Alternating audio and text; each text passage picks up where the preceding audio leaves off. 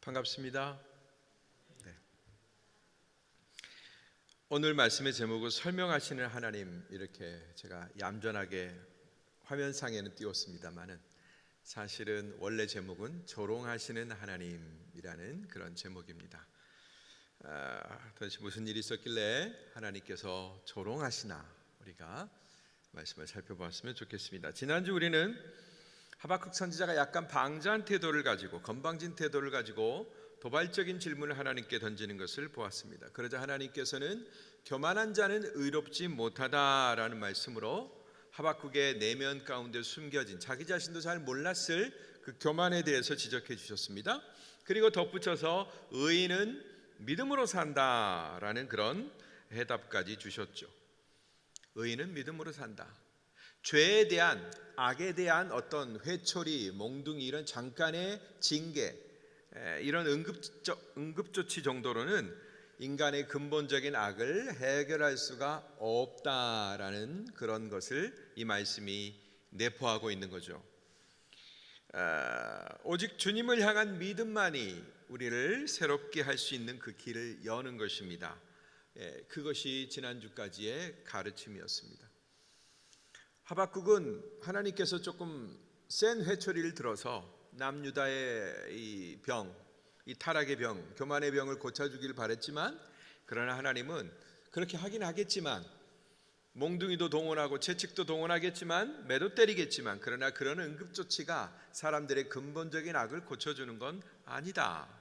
하도 계거품을 물고 우리 하박국이 여호와께 달려드니까 여호와 하나님께서, 야, 교만한 사람은 의롭지 못해, 너 가만히 좀 있어봐. 의인은 오직 믿음으로 사는 거야 하면서 믿음으로 살 수 있는 그 길 보여주셨고, 우리 주 예수 그리스도로 말미암는 길이라는 것을 우리는 알고 있는 것입니다. 자, 이제 어떤 가르침이 그 이후로 더 진행이 될까? 참 재미있는 말씀이 이제 이어지는데요. 먼저 삼키는 무덤, 즉 파멸을 부르는 사람에 대해서 하나님께서 언급하고 계십니다. 5절부터 6절 상반절까지 말씀을 읽겠습니다. 오늘은 여러분들이 부지런히 스피드하게 말씀을 좀 읽으셔야 합니다. 시작. 포도주는 사람을 속인다. 거만한 사람은 가만히 있지 못한다. 무덤처럼 목구멍을 넓게 열고 있는 그는 마치 죽음과 같아서 결코 만족함을 모른다. 그는 모든 나라들을 자기에게로 모으고 모든 백성들을 자기 것으로 만들지만 이들 모두가 그를 속담거리로 삼고 그에 대해 풍자와 비유를 말하지 않겠느냐. 네. 오늘 재밌게도 우리 2부 예배 우리 도육환 목사님이 이 술 취한 노아에 대해서 설명을 하셨어요. 술 취한 거가 얼마나 안 좋은 영향을 끼치는지, 그거에 대해서 우리에게 말씀을 해주셨습니다. 그러면 저도 덧붙여서 이 술 취함에 대해서 지적하려고 하는가? 네, 일부는 그렇고 일부는 아닙니다. 자, 이 포도주, 오늘 등장하는 포도주가 뭐냐? 이것은 바로 우리가 살아가고 있는 이 땅에서의 성공, 이걸 의미합니다. 여러분, 포도주는 누가 마셔요? 막걸리는 이 시골 노동자들의 음료입니다. 그죠? 농사 지으면서 열심히 땀 흘리고 이 새참에 시원한 막걸리 한 잔 마시면 힘이 나가지고 또 더 노동을 하는 그런 노동 음료입니다. 그러면 소주는 뭔가요? 제가 술 한 잔도 안 먹어본 사람이 술을 잘하는 것처럼 그렇게 얘기하네요. 드라마에서 보통 보여주는 거 보면 소주는 직장인들이 직장 탁 마치고 대포집에 딱 모여서 삼겹살 구워놓고 고기도 먹기 전에 한 잔 탁 하면서 크 하면서 스트레스를 그냥 크 하고 날려버리는 그런 음료죠. 도시 노동자들의 음료입니다. 위스키는 뭐예요?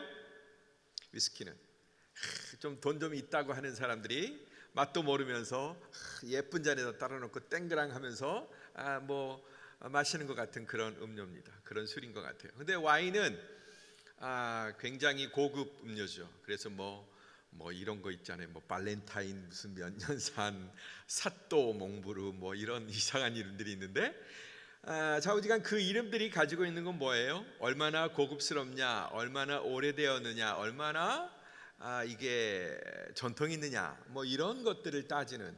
그래서 와인 감별하는 사람들도 이렇게 있죠. 굉장히 비싼 직업이죠. 자, 이 와인은 한마디로 인간의 그 풍요에서 비롯되는 그런 쾌락을 상징합니다. 여유로운 사람들, 밥 먹고 사는 사람들, 별로 먹을 게 걱정이 없는 사람들, 그런 사람들이 여유 있게 예쁜 잔, 와인처럼 예쁜 잔이 어디 있어요? 하면서 땡그랑 하고 부딪히면서 자기들의 풍요와 여유를 마음껏 구가하는 그런 음료입니다. 와인이 상징하는 것은 인간의 성공이요, 윤택함이요, 풍요요, 그리고 거기서 비롯되는 쾌락인 것입니다. 사람들은 그 달콤함을 사모합니다. 그래서 그 포도주의 황홀한 약성에 취해가지고 그만 착각에 빠지는 거예요. 별로 돈 없는 사람도 그런 멋진 와인 음료를 한번 딱 마시고 나면 내가 부자가 된 것 같고 금방 어떤 하이클래스 높은 상류계층에 탁 들어간 것 같은 그런 착각이 들죠. 거만한 착각이 듭니다. 금방 그 거만의 세계로 쏙 빠져 들어가는 것입니다. 한껏 거만해진 사람은 자기의 그 성을 유지하려고 합니다. 작은 성공들, 내가 일구었다고 여겨지는 그런 성공들을 유지하려고 마치 자기가 블랙홀이 되어버리는 거예요. 모든 걸 다 빨아들입니다. 우주의 블랙홀이 모든 별들을 막 빨아들인다고 하지 않습니까? 그런 것처럼 세상에 있는 모든 것들을 다 자기에게로 빨아들이려고 하죠. 왜요? 그래야만 거기에서 짠 하고 부딪힐 수 있는 윤택함과 평안함과 풍요함이 나오기 때문이죠. 그러면 여러분은 어떻게 해요? 내가 그것을 싹 빨아들이는 것을 세상이 어이구 나 잡수쇼 하고 갖다 주나요? 당신께 드립니다. 이것도 가지고 저것도 가지고 다 가지세요 이렇게 하나요? 아니죠. 내 것 한번 가져가기만 해봐라 하면서 그냥 기세를 모아서 덤벼들려고 하죠. 결코 빼앗기려고 하지 않습니다. 우리는 많은 약한 사람들의 것을 빼앗으려고 하는 강력한 사람들의 모습을 보지만 사람들은 자기가 할 수 있는 만큼 저항하는 것입니다. 끝까지 저항하다가 결국 저항할 수 없을 때 내놓은 것이지 처음부터 다 갖다 바치는 사람은 없어요. 이렇게 대항하는 자들을 상대하려면 뭐가 필요하죠? 더 큰 힘과 권력이 필요합니다. 그래서 패권을 얻으려고 그래요. 패권이 뭡니까? 내가 다 제패하는 거예요. 제패. 다 이겨버리는 거예요. 이 제패하려고 하는 그 욕망 때문에 온갖 악행을 자행하죠. 수단과 방법을 가리지 않습니다. 폭력, 거짓, 술수 모든 것들을 다 동원하게 만들죠. 그러나 결국 그 결과물들, 그렇게 쟁투하며 그렇게 몸부림치며 남의 건 못 가져서 안다라는 그런 인생을 열심히 살다가 뭘 거두죠? 결국은 모래를 쥔 것 같은 손에 나기 위해서 모든 모래가 싹 빠져나가는 것 같은 그런 허망함을 느낄 뿐인 것입니다. 바로 이것이 자신과 다른 이들의 파멸, 곧 무덤을 팠던 사람들과 나라들의 당하는 결국이다. 이렇게 주님이 조롱하고 계시는 거예요. 포도주의 달콤함, 포도주의 안락함을 추구하는 이 세상의 모든 권력들과 파워와 힘들에 대해서 주님이 조롱하고 계시는 거예요. 자, 이렇게 크게 조롱하신 다음에 이제 조롱받을 5가지 구체적인 것들을 언급합니다. 그런데 여러분, 이 조롱하는 방식이 성경에는 좀 문학의 형태로 이렇게 조금 남아 있는 게 있어요. 다윗도 이렇게 조롱하는 원수들, 무지한 사람들, 하나님을 떠나는 사람들, 의인을 괴롭히는 사람들을 조롱하는 조롱의 시를 많이 지었습니다. 하박국도 이런 조롱의 시를 지어서 이 죄를 짓는 세계에 대해서 고발하는 것을 보게 됩니다. 제가 서두에 이 하박국이 노래라고 말씀드렸죠. 노래 가사와 시라고 말씀드렸어요. 바로 이 조롱의 시를 통해서 못된 짓을 일삼고 남의 것을 약탈하는 무질서한 이 세계를 양산하는 사람들을 지금 조롱하고 공박하고 있다라는 것입니다. 자, 6절 이하, 6절 하반절부터 8절 말씀까지 다 같이 읽어보겠습니다. 시작. 화 있을 것이다. 자기 소유가 아닌 것으로 부유하게 된 사람아, 이런 일이 얼마나 더 계속되겠는가? 갑자기 내 빚쟁이들이 일어나고 너를 공포로 떨게 할 사람들이 깨어 일어나지 않겠느냐? 그러면 내가 그들의 약탈물이 될 것이다. 내가 많은 나라들을 약탈했기 때문에 그 나라들 가운데 살아남은 백성 모두가 너를 약탈할 것이다. 내가 사람의 피를 흘리게 하고 땅과 도시와 그 안에 사는 모든 주민들에게 폭력을 행했기 때문이다. 예, 첫 번째는 약탈하는 자들에 대한 조롱입니다. 따라서 합시다. 약탈하는 자들에 대한 조롱.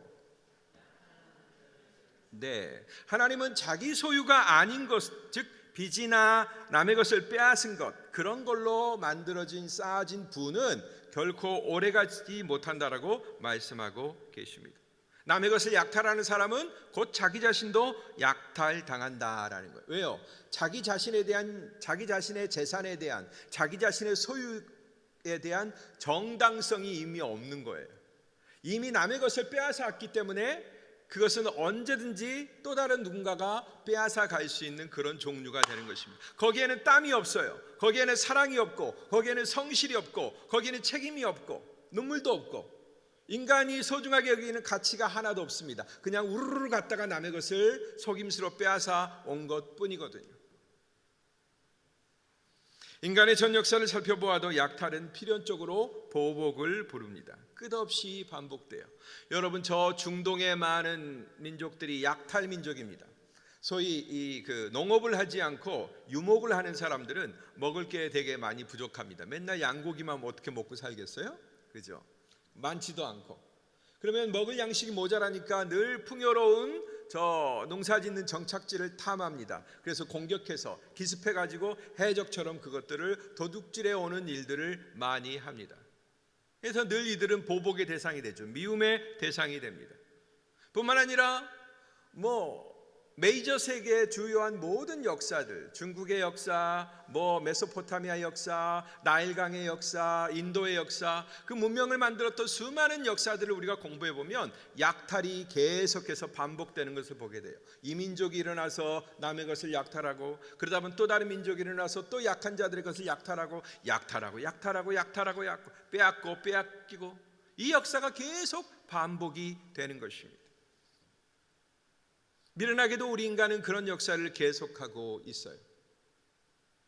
언발의 오줌 누기식으로, 당장 내 배고픔만 당장 해결하면 되는 것으로, 당장 내 언발 잠깐 몇 초, 몇 분 따뜻하게 하는 그것으로 만족하기 위해서 그런 불행을 계속해서 양산해내고 있다라는 것입니다. 성경에서는 대표적으로 아말렉 족속을 들 수가 있습니다. 이들은 이스라엘이 출애굽할 때 비겁하게도 뒤에서 이스라엘을 공격했어요. 뭐 먹을 게 있다고. 이집트에서 그렇게 힘들게 노예 생활을 한 사람들이 갑자기 그냥 나왔는데 그들에게 뭐 먹을 게 있다고. 이 비겁한 아말렉 족속은 그냥 남이 약한데 힘들고 어려운 상황 가운데 있는데 그걸 공격해가지고 뒤에서 이스라엘의 꼬리를 잡습니다. 그래서 아말렉과 여호수아가 전쟁을 벌이죠. 그때 여호와 하나님이 얘기하셨어요. 야, 아말렉은 너희들의 원수가 아니라 이제 내 원수다라는 거예요. 하나님은 지금 자기 백성들을 저 대제국 이집트에서 끌어내가지고 하나님이 약속하신 땅 가나안 땅으로 지금 데려가라고 하고 있는 그 대장정을 시작하고 계시는데 갑자기 저 사막의 도둑놈들, 도적대들이 나타나서 이스라엘의 뒤를 공격하는 이런 비겁함을 보여주었다라는 것입니다. 그래서 하나님이 너희들의 원수이기도 하지만 이제 이들은 나의 원수가 되었다라는 거죠. 하나님의 일을 방해하는 자들이 되었다라는 거죠.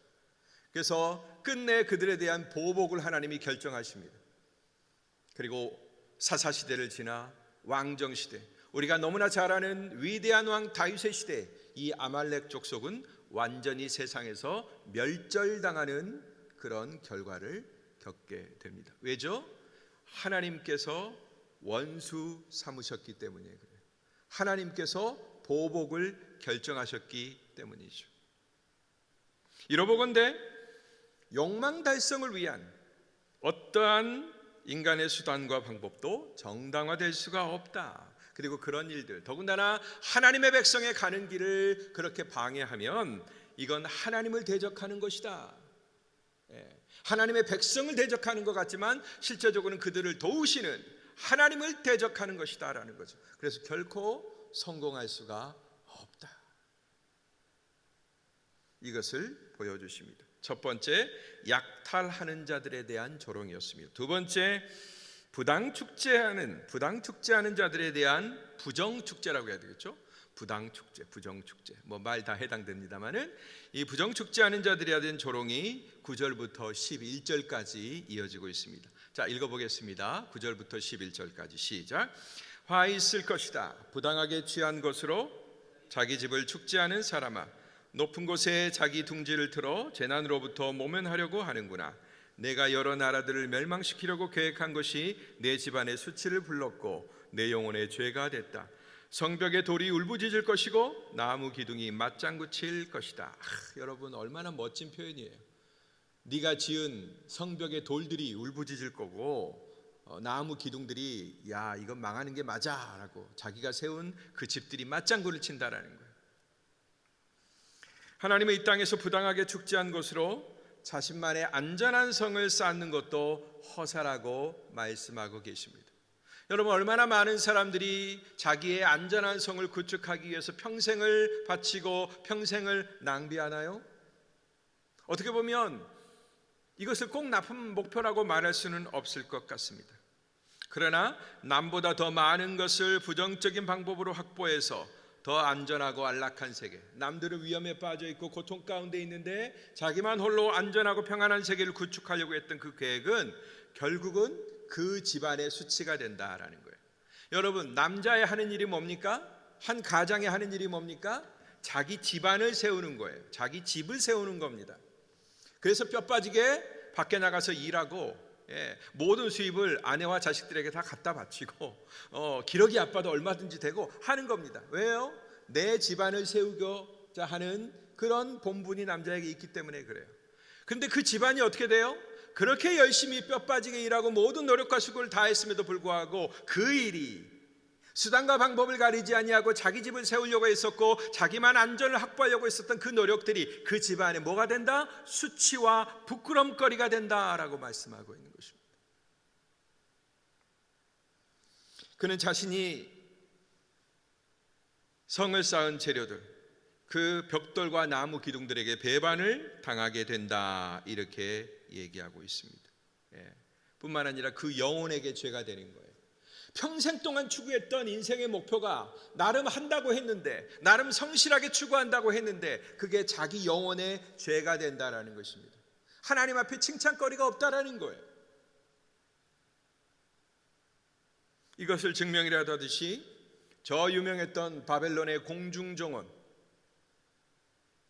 여러분 바벨론의 공중정원 아시죠? 베르디아 오페라 나부코에서 나오는 나니나나 나나나나나나나, 그 노래 대상이 되는, 그 시대적 배경이 되는 바벨론의 공중정원, 그 유명했던 불가사의라고 일컬어지는 그 공중정원도 역사를 지나서 속수무책으로 무너져 내리고 만 것입니다. 바벨론의 부끄러움이 되었어요. 망해도 어떻게 저렇게 망하냐라는 그런 증명거리가 되었다라는 것입니다. 이처럼 평생 자신이 쌓은 것들에 의해서 역으로 삼킴을 당하는 일들이 얼마나 많은가. 보십시오 여러분, 얼마나 많은 재물이 수많은 가족들을 해체시킵니까? 얼마나 많은 재물이 사람들에게, 그 가족에게 유익이 되지 못하고 오히려 부모와 자식을 갈라지게 만들고 형제와 형제를 갈라지게 만들고 서로가 서로를 고발하게 만들고 법정에 가게 만들고 평생 원수가 되게 만드는 일이 얼마나 우리 사회에 많이 보고되고 있습니까? 부정으로 축제한 제사는 결코 오래가지 못하며 영원한 불명예만 안길 뿐이다.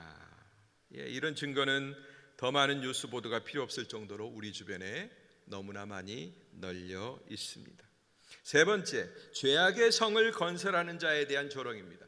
첫 번째는 약탈하는 자에 대한 조롱, 두 번째는 부정축제하는 자들에 대한 조롱, 세 번째는 죄악의 성을 건설하는 자들에 대한 조롱입니다. 점점 뭔가가 구체화되고 있고 확산되어 가고 있죠. 12절부터 14절까지예요. 시작. 화 있을 것이다. 피로 성을 짓고 죄악으로 도시를 세우는 사람아, 보아라, 수고한 것이 불에 타버리고 힘들게 한 일이 헛수고가 될 것인데 이것이 만군의 여호와께서 하신 일이 아니냐. 마치 물이 바다를 덮는 것 같이 여호와의 영광을 아는 지식이 세상에 가득 찰 것이다. 아멘. 하나님은 압제와 폭력으로 지어진 세계가 얼마나 무의미한 결과가 될지 여기서 알려주고 계십니다. 수많은 사람들의 수고와 노동으로 그 희생을 강요해서 만든 그 일으켜낸 결과물들이 결국은 다 잿더미가 되는 거예요. 잘 돼봐야 관광거리밖에 되지 않는 거예요. BC 3000년 전에 만들어졌던 피라미드 보십시오. 그게 뭔지도 모르고 그것 때문에 먹고 살기는 하죠. 사막 가운데 세워져 있는 그 피라미드, 파라오는 그걸 통해서 자기 영광을 과시하려고 했겠지만, 그러나 모래 가운데 남아있는 그 어마어마하게 큰 건물이 도대체 지금 무슨 의미를 주고 있습니까? 모든 노력이 헛수고가 될 것이다. 그 악한 결과를 무너뜨리는 일을 누가 친히 하신다? 여호와 하나님이 친히 그 일을 하신다. 여호와 하나님이 하시지 않겠느냐? 인간이 자기 권력과 패권과 힘으로 자기가 동원할 수 있는 모든 힘을 다 동원해서 만들어낸 기념물들, 건물들, 업적들, 이 모든 결과물들을 하나님이 적극적으로 파괴하시겠다고 말하고 있는 것입니다.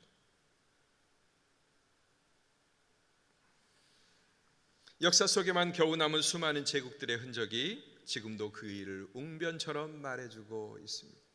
여러분, 지금은 여행을 못하지만 얼마나 우리가 코로나 이전에 많은 세계를 다녀왔나요? 대학생들은 어학연수가 필수 코스요. 마치 내 집 안방 들락거리듯이 외국을 왔다 갔다 하고 세계를 그냥 내 마당처럼 다닌 게 우리들의 일 아니었습니까? 네. 그랬을 때 구경하는 세계들, 저 아프리카의 나일 문명, 유럽의 그 화려한 문명들, 중세의 문명들, 르네상스의 문명들, 고대 그리스의 문명들, 그 다음에 아랍 세계 문명들, 중국의 문명들, 이 어마어마한 문명을 우리가 다 봤을 때 느끼는 게 뭐예요? 저도 세상에서 남겨진 시대의 유적들을 볼 만큼 본 사람입니다만, 거기서 공통적으로 깨닫는 건 뭐였냐면 허무함이 있어요. 허무함. 유명한 황제가 지었다, 유명한 인물이 이걸 지었다, 뭐 어쨌다, 불가사의와 같은 이런 어마어마한 힘을 누가 감히 동원했을까? 어떤 영웅이 이걸 동원했을까? 라고 여겨지기는커녕 그 이름이 어디 갔나? 도대체 그 이름, 이걸 지은 사람은 어느 시대를 살았나? 저 어디가 내 머릿속에서 계산도 안 될 만큼 그렇게 희미한 존재인 거예요. 예.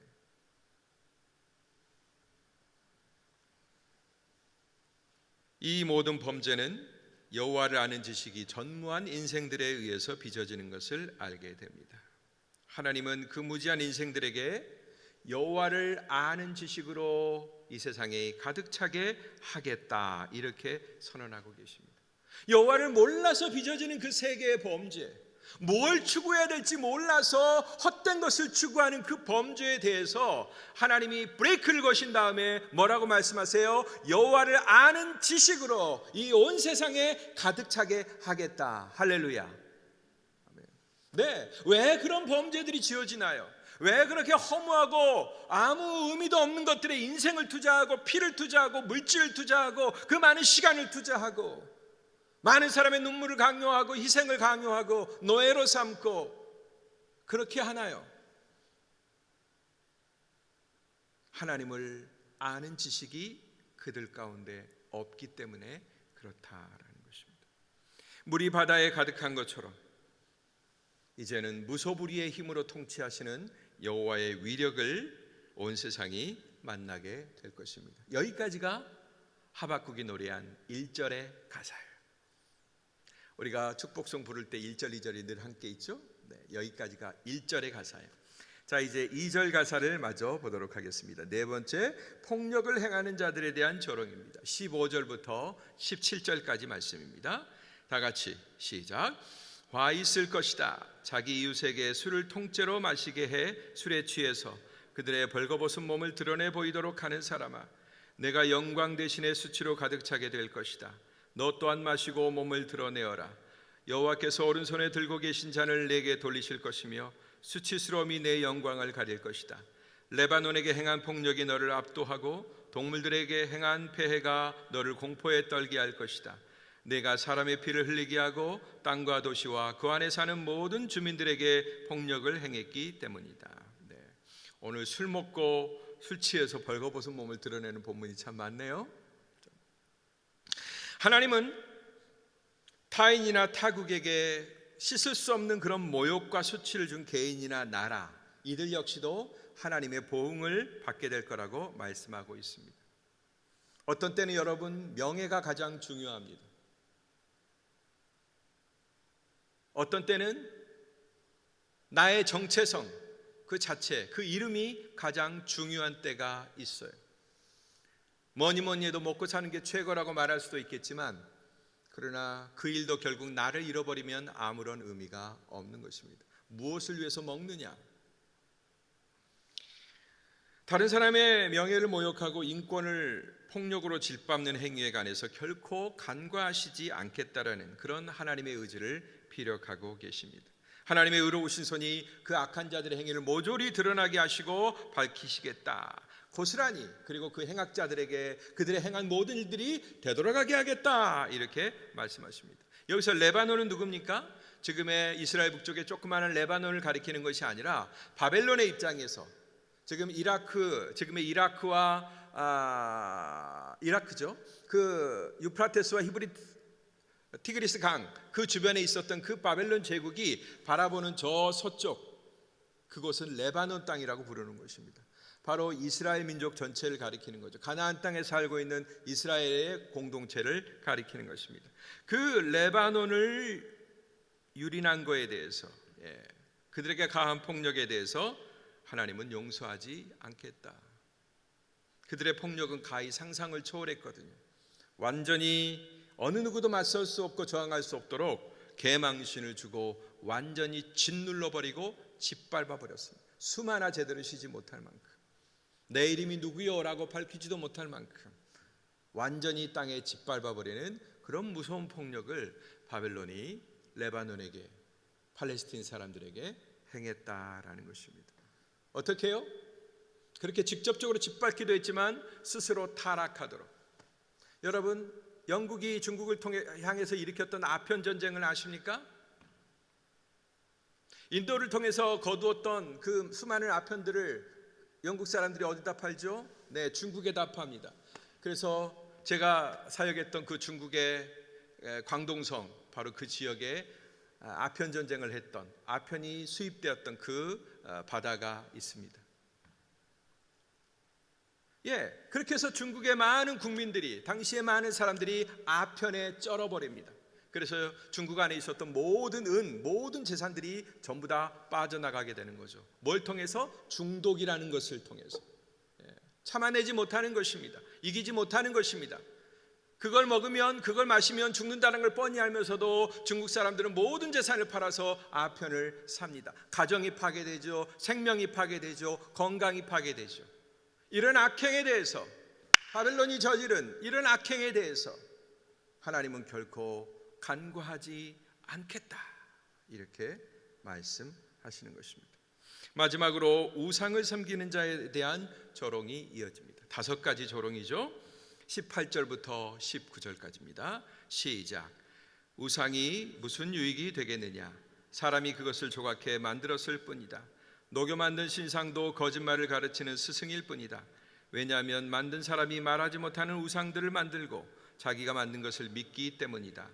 화 있을 것이다. 나무에 대고 깨어나라고 하려고 말 못하는 돌에게 일어나라고 하는 사람아, 그것이 가르칠 수 있겠느냐?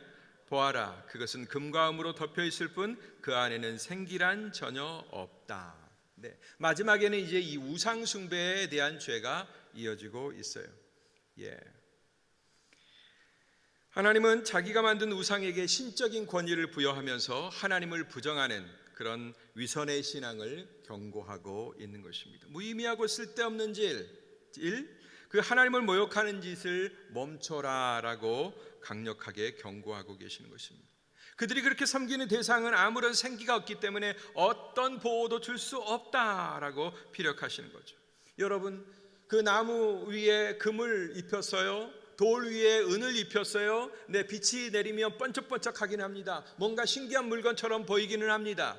그러나 빛이 사라지면 어둠 속에서는 금으로 덮인 거나 은으로 덮은 거나 다 돌덩이죠. 나무 덩어리죠. 아무런 가치가 없습니다. 비록 그들이 빛 가운데서 반짝인다고 하더라도 그 빛은 어떤 빛이에요? 근원적인 빛이죠. 여호와 하나님 빛이시는 빛이죠. 그런 것들을 만들어 놓고 사람들을 속였습니다. 이것은 공히 유다와 바벨론 모두를 향한 여호와 하나님의 조롱입니다. 힘을 숭상하는 자, 또 그 힘에 굴복하는 자, 그 둘 다 행하고 있는 바보짓 우상 숭배에 대해서 그 일이 얼마나 어리석은 일인지를 조롱하고 있습니다. 우리가 하나님의 5가지 조롱을 여태까지 보았네요. 그러면 하나님이 조롱하시는 그 근거와 이유가 무엇인가? 20절 말씀에 밝히고 있습니다. 다 같이 큰 목소리로 20절 한 절을 읽겠습니다. 시작. 그러나 여호와는 거룩한 성전에 있다. 온 땅은 그분 앞에서 잠잠하라. 아멘. 여호와 하나님은 자기 자신이 성전에 계시면서 이스라엘뿐만 아니라 온 땅을 감찰하고 계신다는 사실을 선포하고 있습니다. 여러분, 성전이 어디예요? 하나님이 우리에게 예배 받으시는 곳입니다. 뿐만 아니라 성전은, 하늘의 성전은 온 세계를 통치하고 지배하시는 하나님의 보좌가 있는 곳입니다. 여호와는 그 성전에 계신다. 배역함과 교만함으로 겁없이 자기의 일들을 벌이고 있는 온 세계에게 잠잠하라고 경고하시는 것입니다. 하나님이 모르고 있는 것이 아니다, 몰라서 잠잠고 계신 것이 아니다, 구경하는 것도 아니다 라는 사실을 묵직하게 알리고 계시는 것입니다. 나 여호와는 성전의 보좌에 앉아 지금 이 시간도 하늘과 땅을 통치하고 있다. 이렇게 모든 조롱의 신은 막을 내리고 있는 것입니다. 자, 이제 정리해 볼까요? 방금까지 우리는 세상에서 하나님께서 거만한 자들에게 던지시는 5가지 조롱의 말씀에 관해서 살펴보았습니다. 첫 번째, 남의 것을 약탈하는 자들. 두 번째로는 그 약탈한 것을 부정축제하는 자들. 세 번째는 그 부정축제한 것을 가지고 자기들의 성을 짓는 자들. 그리고 지은 성을 지키기 위해서 또 다른 폭력을 동원하는 자들. 그리고 이도저도 막아줄 합법적인, 자기가 만든 거죠, 합법적인 존재인 우상을 섬기려고 하는 것, 자기를 합리화하는 거죠. 바로 이 죄에 대한 조롱입니다. 5가지 다 연결되어 있고 이어져 있는 것을 우리는 보게 되는 거예요. 그리고 그런 일들을 일상으로 저지르고 있는 이 땅의 질서를 하나님이 그의 성전에서 주목하고 계신다라는 사실을 알려주고 계신 것입니다. 근데 여러분, 하나님은 거기서 멈추지 않으셨어요. 내가 너희들 보고 있어, 그러니까 정신 똑바로 차려, 언젠가는 너희들 한번 혼날 거야, 이런 경고의 말씀으로 하나님이 딱 멈추지 않으신다라는 거예요. 하나님은 그 범죄의 근본 원인이 무엇인지를 다 들춰내시고, 그렇게 범죄할 수밖에 없는 그들의 근본적인 악이 무엇인지를 보여주실 뿐만 아니라 그것을 제거하시겠다는 의지를 보여주세요. 그 방법이 뭘까요? 하나님께서 인간의 그 근본적인 악, 이런 5가지, 약탈과 부정축제와 그 다음에 자기 성을 쌓는 것과 폭력을 행하는 것과 우상을 섬기는 것, 이런 범죄를 계속 반복할 수밖에 없는 인간의 근원적인 악을 제거하기 위해서 하나님이 하시겠다고 한 것, 그것은 바로 우리 주 예수 그리스도를 보내시는 것이었다라는 것입니다. 그렇다면 그리스도가 오셔서 도대체 뭘 하시길래 이렇게 말씀하는 걸까? 요한일서 3장 8절의 말씀을 보겠습니다. 요한일서 3장 8절, 다 같이 시작. 죄를 짓는 사람은 누구나 마귀에게 속해 있습니다. 마귀는 처음부터 죄짓기를 일삼아 왔기 때문입니다. 하나님의 아들이 나타나신 것은 마귀의 일을 멸하시기 위한 것입니다. 네. 오늘 사도 요한이 설명한 이 설명을 들어보면 본문에 등장하는 이 조롱의 시에 등장했던 5가지 범죄의 양상, 즉 약탈과 부정축제와 자기성의 구축과 그 다음에 부가되는 폭력과 그 모든 일의 원인과 결과가 되는 우상숭배, 이것은 바로 마귀에게 속한 사람들이 보여주는 주요한 특징이다라는 것입니다. 마귀에게 속한 사람들이 짓는 범죄다.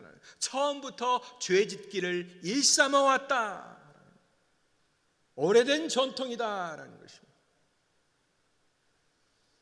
그런데 하나님의 아들이 나타나신 것은 그 마귀의 일을 멈추고 멸하기 위해서 나타나셨다라는 거예요. 하나님의 아들이 왜 나타나시느냐? 그렇게 계속 역사 가운데 반복되는 그 죄의 사실, 강한 자나 약한 자나 다 그 속에 들어가서 쳇바퀴 돌듯이 계속 돌면서 인생을 파괴적으로 경영할 수밖에 없는 그 인간을 두르고 있는 비극, 그 굴레, 그것을 끊어버리기 위해서, 마귀의 일을 면하기 위해서 우리 주 예수 그리스도를 보내셨다라는 사실입니다.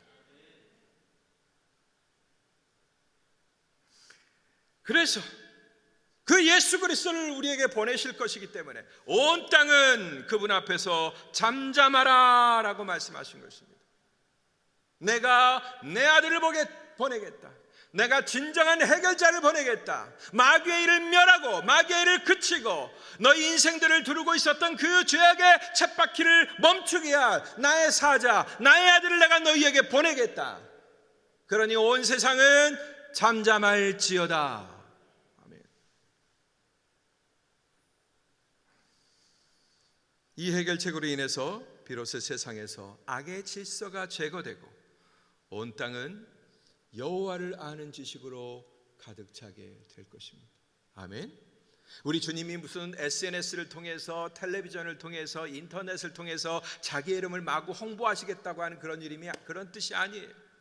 모든 광고를 통해서, 모든 매체를 통해서 내가 나를 알리겠다, 그래서 온 세상에 내 이름이 가득하게 하겠다, 이게 아닙니다. 주님은 결정적 능력을 가지고 계십니다. 슈퍼파워를 가지고 계신 우리 주 예수 그리스도를 보내셔서 모든 인간 어느 누구 하나 예외 없이 다 속해서 그의 종노를 했던 그 악의 사슬을 완전히 끊어버리시겠다.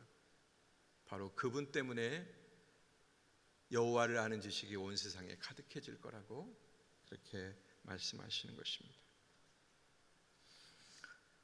다양하고 오래된 포도주로 상징되는 이 세상의 풍요는 하나님이 주시는 풍요와 전혀 다릅니다.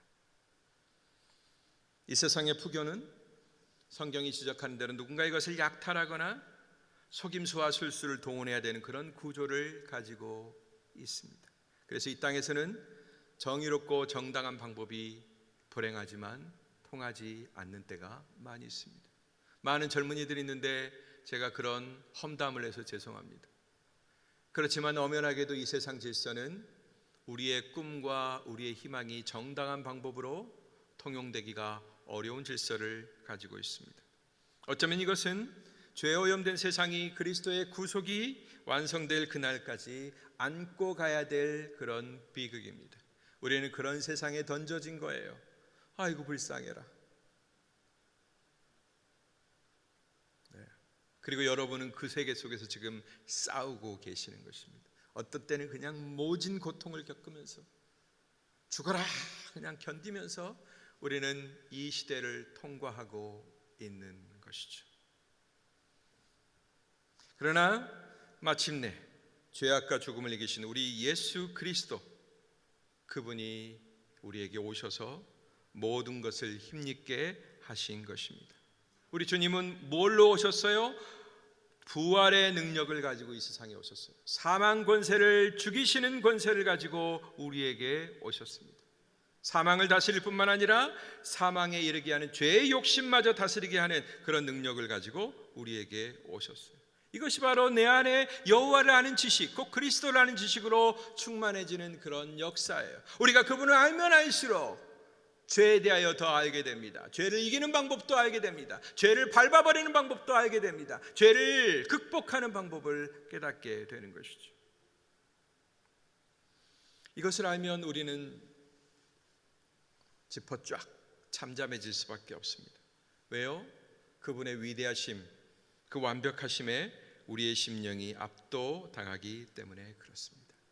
사랑하는 여러분, 혹시 지금 여러분 세상에서 빚어진 여러 죄악된 일들, 교회까지 연장되고 쳐들어오는 그런 인간적이고 시끄러운 일들, 또 내 가정에까지 따라오는 수많은 문제들로 여러분 골머리를 앓고 계신 분 계십니까?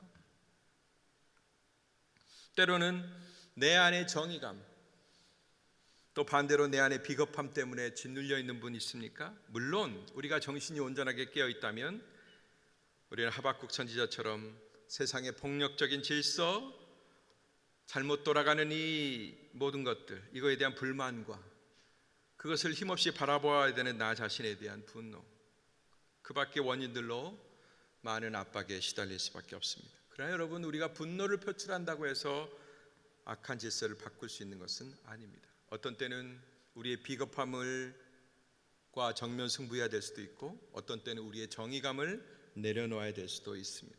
그러나 그것도 역시 온전한 해결은 아닌 것입니다. 여러분, 오늘 마지막 말씀처럼 이제 우리 주님이 그 성전에 계신다라는 사실을 우리가 명심할 수 있게 되길 바랍니다. 이것이 우리의 희망이에요. 세상이 아무리 요란하다 할지라도, 아무리 별의별 일을 다 펼치고 기획하고 꿈꾼다 할지라도 우리 주님은 그 성전에 앉아서 꿈쩍도 안 하십니다. 이 세상을 다스리고 우리를 구원한 일을 단 한순간도 멈추신 적이 없습니다. 세상이 제멋대로 갈 것 같지만, 세상의 권력자들의 난동에 의해서 이리저리 풍비박산 날 것 같지만, 그러나 하나님이 붙들고 계신 이 세상은 요동하지 않을 것입니다. 하나님은 강력한 분이고 어느 누구도 이길 자가 없는 분인 것입니다. 이 예수 그리스도, 그 아버지가 보내주신 예수 그리스도일 때문에 모든 마귀의 일이 멸망당한다라는 거예요. 예수의 나라에서는 마귀의 일이 허용되지 않습니다. 누군가 이것을 약탈하고 부정으로 축제하고 자신만의 성을 쌓고 또 다른 폭력을 동원하고 그것을 고착시키기 위해서 만든 모든 우상숭배의 악덕이 예수 그리스도의 나라에서는 허용되지가 않습니다. 이 나라의 도래를 믿으며 기다리는 성도들이야말로 왜 인내가 필요한지 아는 분들일 것입니다. 여러분, 조금만 더 참으십시다. 아멘. 조금만 더 인내하십시다. 우리 주 예수의 나라가 속히 우리에게 임할 것입니다. 마라나타, 아멘. 주 예수여 어서 오시옵소서. 우리가 이 신앙을 갖고 사도 요한이 그랬던 것처럼 우리의 시대를 견딜 때 우리는 궁극적인 승리자가 돼서 부활의 그날 우리 주님과 함께 더불어 나타나 온 세상을 통치하게 될 줄로 믿습니다. 이 모든 축복이 오늘 예배 가운데 예배드리는 모든 심령들 위해 넘치시기를 주의 이름으로 축복합니다. 할렐루야. 기도하겠습니다. 하나님 아버지, 세상에는 아버지의 창조의 질서를 허무는 자들이 너무나 많이 있습니다.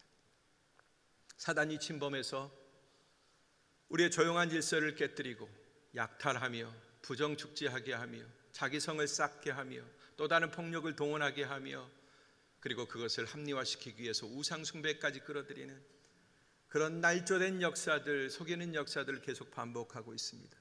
그럼에도 불구하고 여호와를 아는 지식으로 이 땅에 가득하게 하실 주님의 이름을 찬양합니다. 주 여호와는 성전에 계시니 너희는 잠잠할지어다.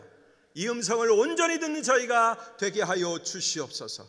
우리 주 예수 그리스도가 오셔서 그의 나라를 완성하시는 그날 마귀의 일이 완전히 멸하게 될 것을 바라보며 오늘 우리에게 주어진 삶을 열심히 진지하게 경영하는 저희가 되도록 인도하여 주시옵소서.